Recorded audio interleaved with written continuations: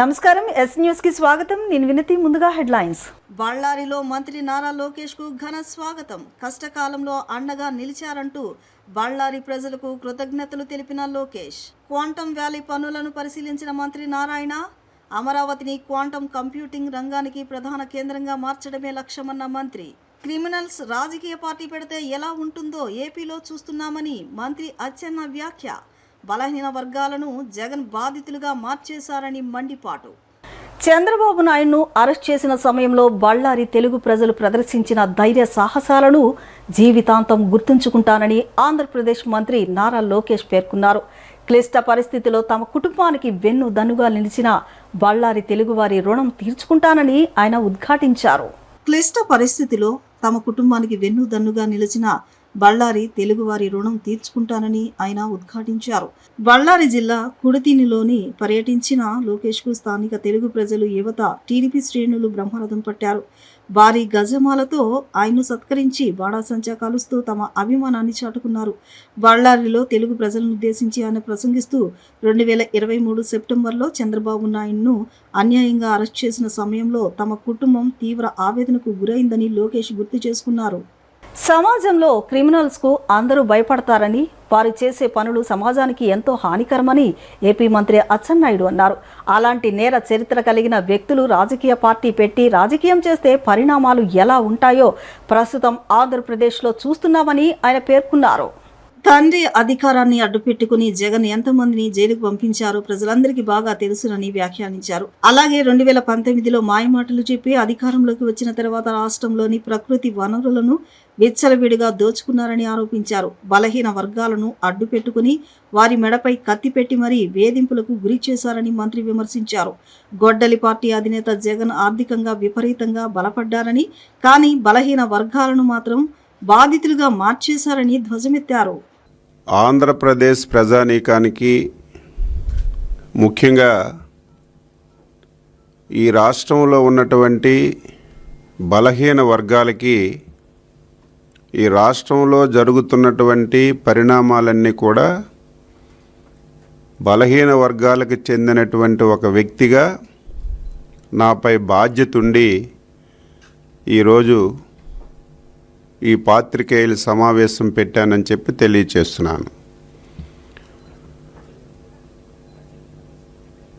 సమాజంలో క్రిమినల్ అంటే ప్రతి ఒక్కరం భయపడతాం.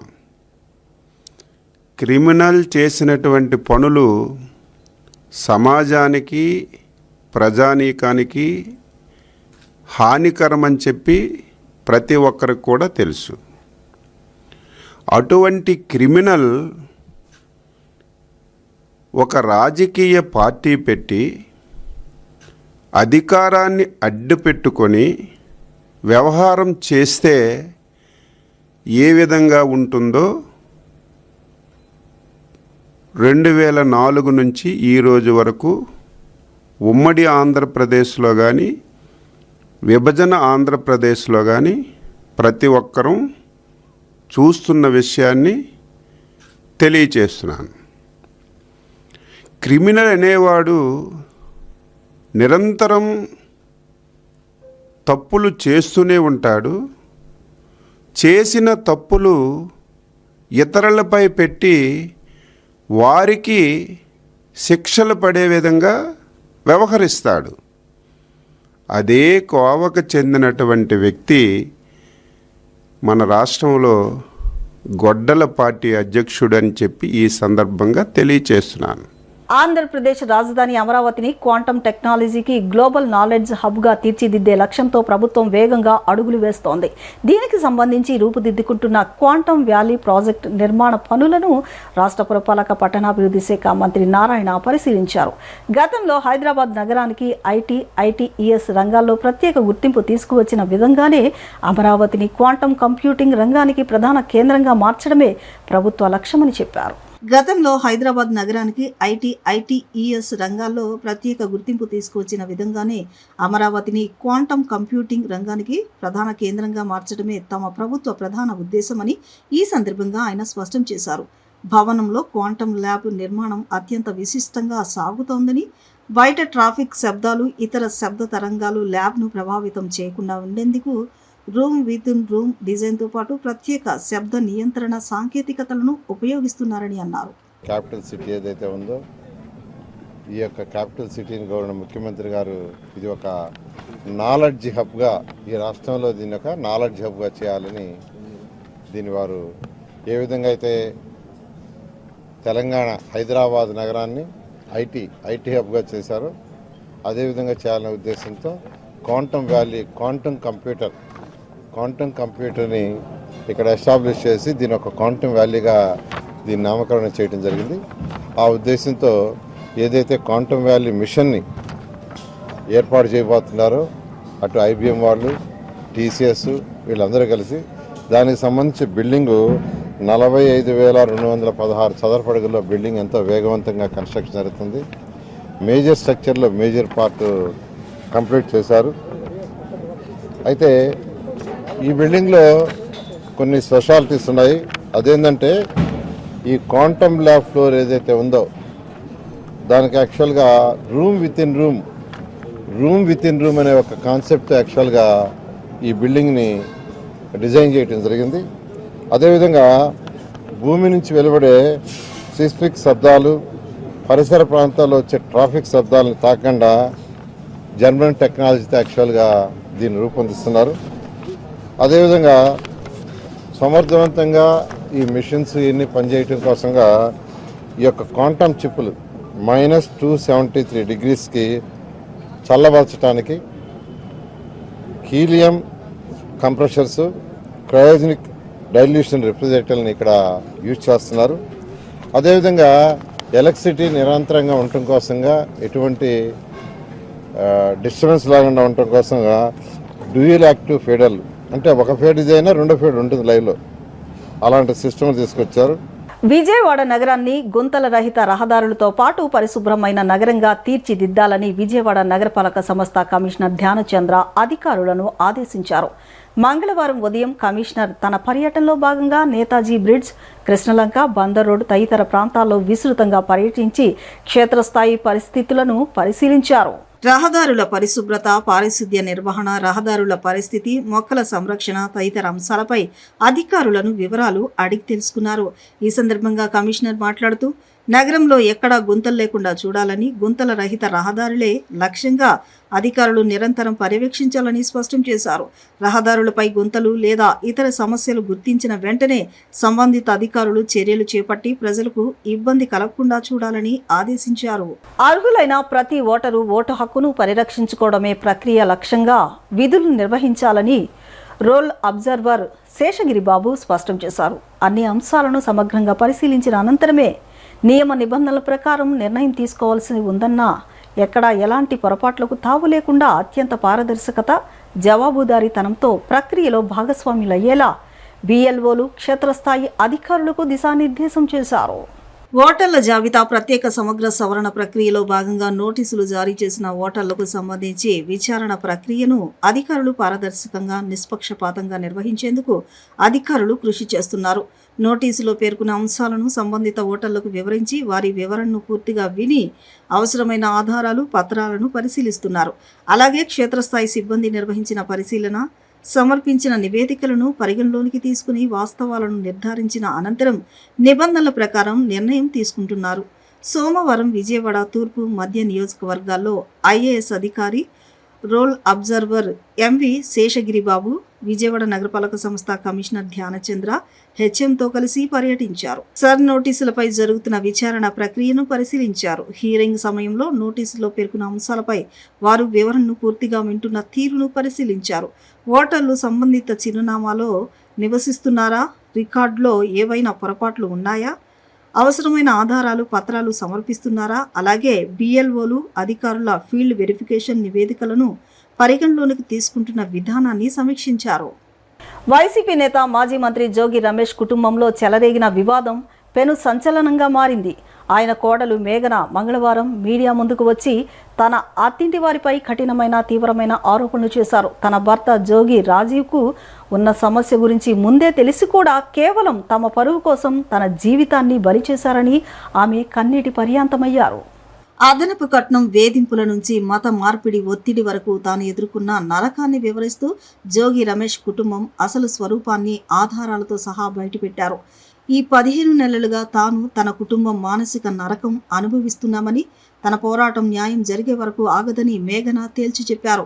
తాను ఎఫ్ఐఆర్లో పేర్కొన్న ప్రతి అక్షరానికి తన వద్ద పక్కా ఆధారాలు ఉన్నాయని, త్వరలోనే నిజాలు నిగ్గు తేలుతాయని ఆమె ధీమా వ్యక్తం చేశారు.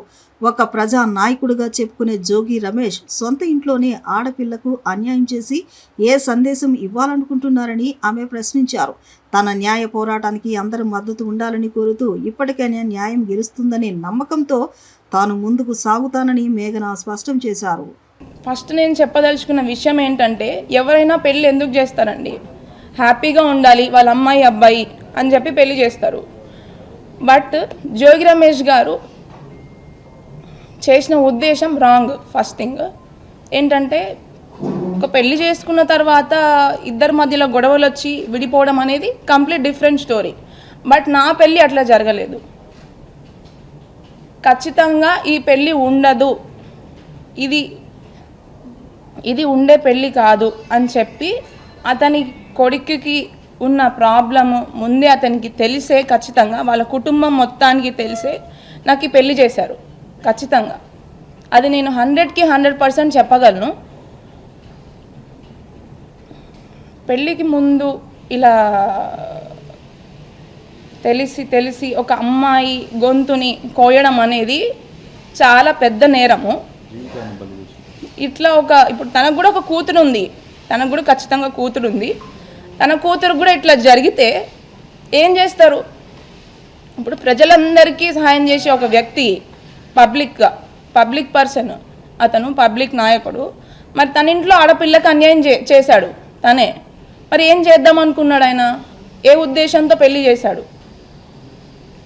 అండ్ నిన్న జోగి రమేష్ గారు జరిగిన ప్రెస్ మీట్లో ఒక విషయం చెప్పాడనమాట. మా ఇద్దరి మధ్యలో మనస్పర్ధలు, గొడవలు రావడం వల్ల డిస్టర్బెన్సెస్ వచ్చి వాళ్ళు ఏదో విడిపోతున్నారు, బట్ ఇప్పుడు కూడా కలిసి ఉండాలని అనుకుంటున్నాను అంటున్నాడు. అసలు మా ఇద్దరి మధ్యలో ఏం గొడవలు వచ్చాయి? అసలు ప్రాబ్లం ఏంటి? నేను చేసిన తప్పేంటి? అసలు విషయాలని పక్కన పెట్టి పక్కదారి పట్టించడానికి ప్రయత్నించాడు అనమాట. అది క్లియర్గా మీ అందరికీ అర్థమవుతుంది ఖచ్చితంగా. ఇప్పుడు అసలు నిన్న మాట్లాడిన దాంట్లో నాకు అది చాలా, అంటే అసలు నేను ఇవాళ వచ్చి మీ అందరి ముందుకు నేను మాట్లాడాలి, మీడియాలోకి రావాలి అని ఏ ఆడపిల్ల అనుకోదు.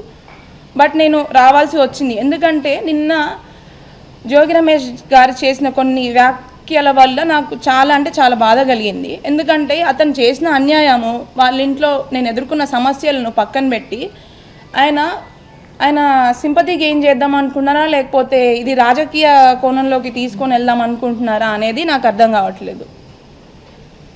బట్ ఉన్న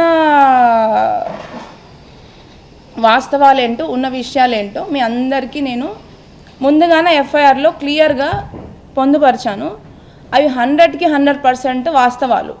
అండ్ దానికి సంబంధించిన ఎవిడెన్స్లు కూడా నేను ప్రతి ఒక్కటి కోర్టు వారికి ప్లస్ పోలీస్ స్టేషన్లో నేను సమర్పించాను.